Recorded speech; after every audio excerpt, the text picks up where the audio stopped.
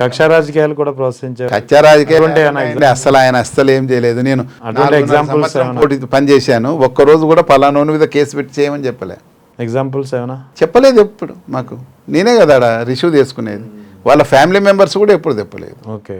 ఒకే ఒక సందర్భంలో ఇక్కడ గుణకనపల్లి అని అతను సర్పంచ్ని చంపారు వేరే క్రిస్మస్కి వచ్చారు.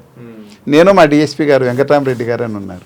ఇద్దరం గ్రీట్ చేసేకపోతే ఆయన ఏం రాజేశ్వర్, పులివెందుల టౌన్లో మనం సీఎంగా ఉన్నప్పుడు మర్డరా ఏం చేస్తుండంటే, సారీ సార్ అది ఫ్యాక్షన్ విలేజ్ కాదు, వాళ్ళు చిన్న విషయానికి ఇలా చంపుకున్నారు, మేము ఎక్స్పెక్ట్ చేయలేదు అంటే, సరే ఏమో జరిగిపోయింది.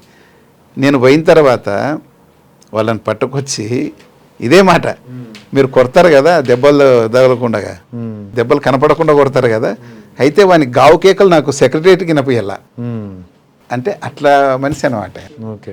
అంటే ఫ్యాక్షన్ అని కాదు, అన్నిటికీ వ్యతిరేకమైనది ఆయన. ఊక అట్లా అంటారు ఫ్యాక్షన్ టు ఫ్యాక్షన్. అవును, అలా ఆయన ఎమ్మెల్యే 78 ఎమ్మెల్యే అయినాకనే పులివెందుల ప్రాంతంలో ఫ్యాక్షన్ అంతా పోయింది. కాంప్రమైజ్ చేసి ఆయనే సొంతంగా డబ్బులు ఇచ్చి కాంప్రమైజ్ చేశారు పల్లెలన్నీ. ఓకే. అందుకే ఎమ్మెల్యే ఎలక్షన్కి అందరు కలిసి చేస్తారు ఓట్లు, స్థానిక సంస్థలకు పోటీ పడతారు. అట్లా అంతేనండి.